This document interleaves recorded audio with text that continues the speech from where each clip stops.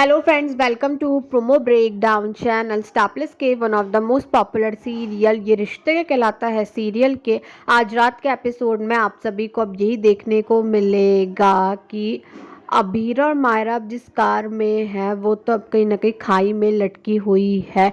जो कार है अब वो कहीं ना कहीं धीरे धीरे खाई की तरफ जा रही है और अब जो अरमान है वो भी वहाँ पर पहुँच गया है। और अब जो अरमान है अब वो कहीं ना कहीं पहले मायरा को कार से बाहर निकालता और मायरा की जान बचा लेगा। और अब जो अरमान है अब वो अबीरा को बचाने के लिए कार के अंदर ही चला जाएगा और अब जो अरमान है वो बचा लेता है अबीरा की जान।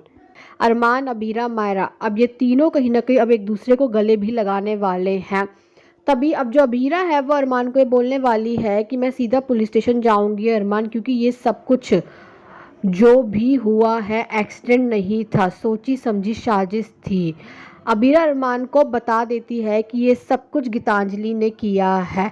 अबीरा अरमान को बताने वाली है कि गीतांजलि ने कहा था कि वो गाड़ी खुद चलाएगी, खुद तो गीतांजलि चलती हुई गाड़ी से कूद गई, हमें मरने के लिए छोड़ दिया।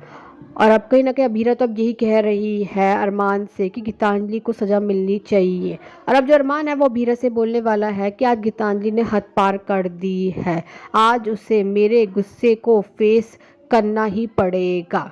और अब कहीं ना कहीं अरमान, अबीरा और दादीसा अब इन तीनों के सामने अब ये बात आने वाली है कि जो गीतांजलि है उसकी तो अब डेथ हो चुकी है।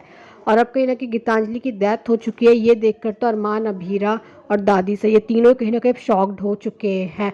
और अब जो दादी सा है अब वो तो यही कह रही है कि जब जब गीतांजलि ने गलती की उसे मौके मिले, लेकिन आज उसने हमारी लड़की और मायरा का भविष्य लिखने की कोशिश की, इसीलिए उसे सजा मिली। और अब जो दादी सा है वो ये भी कहने वाली है कि हमारे कर्म अपना भाग्य लिखते हैं और आज दशहरा है, दशहरे में बुराई का अंत तो होना ही था।